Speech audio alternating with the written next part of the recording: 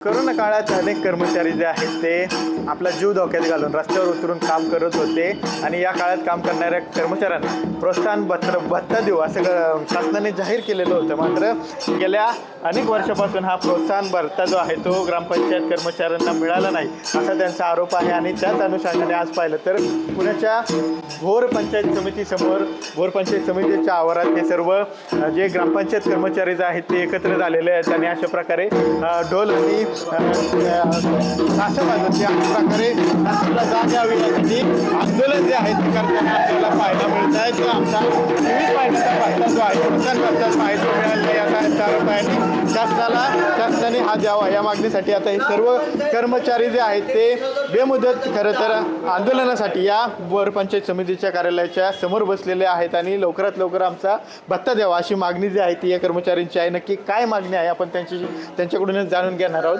तुम्ही आता आंदोलन करताय. माझं नाव ज्ञानोबा घोणे, महाराष्ट्र राज्य ग्रामपंचायत कर्मचारी संघटनेचा संस्थापक सरचिटणीस. माझं नाव ज्ञानोबा घोणे.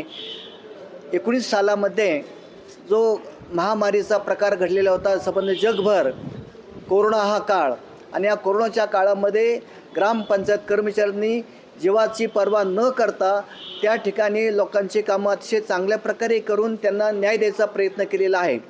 राज्यपाल यांच्याबरोबर आम्ही चर्चा केली. माननीय राज्यपाल साहेबांनी 19 साली आदेश काढला की या कर्मचाऱ्यांना कोरोनाच्या काळातील कामाचा भत्ता म्हणून, प्रोत्साहन भत्ता म्हणून 23,000 रुपये मंजूर करण्यात आलेला आहे.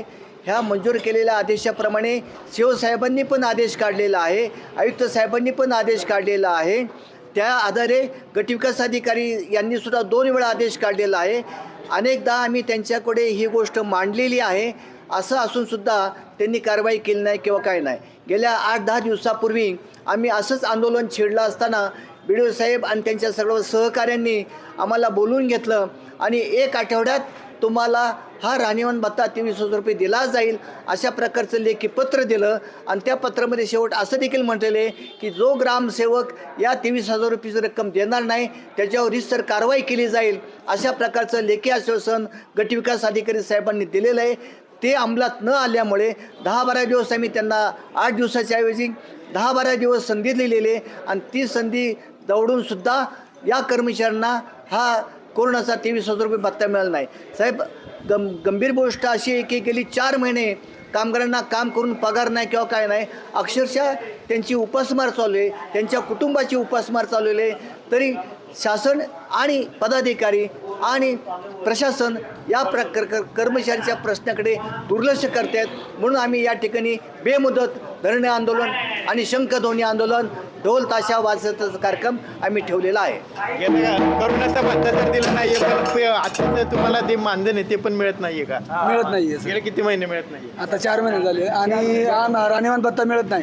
2007 मध्ये शासनाने चालू केलेलं आहे, पण तरी बी कोणत्याही ग्रामपंचायतीला ते मग कोरोना हे राहणीमान भत्ता मिळत नाही. सर, आज आंदोलन करून सुद्धा शासनाने किंवा प्रशासनाने ऐकलं नाही तर पुढचं तुमचं असं आंदोलन बेमुदत काम चालू राहील. कार्यालय कामकाज बंद पडून पाहतोय की जो कोरोना काळात भत्ता मिळालेला नाही आणि खरं तर जो आता मानधन सुद्धा त्यांना काही महिन्यापासून मिळत नाही. त्या अनुषंगाने सर्व कर्मचारी आक्रमक झालेले आहेत आणि सध्या पाहिलं तर ते आता आंदोलनाची भूमिका, बेमुदत आंदोलनाची भूमिका घेऊन अशा प्रकारे पंचायत समितीच्या दारातच ते आंदोलन करताना आपल्याला पाहायला मिळतात. कॅमेरा पर्सन तुषार सनेसह विनय जगताप, TV9 मराठी, भोर, पुणे.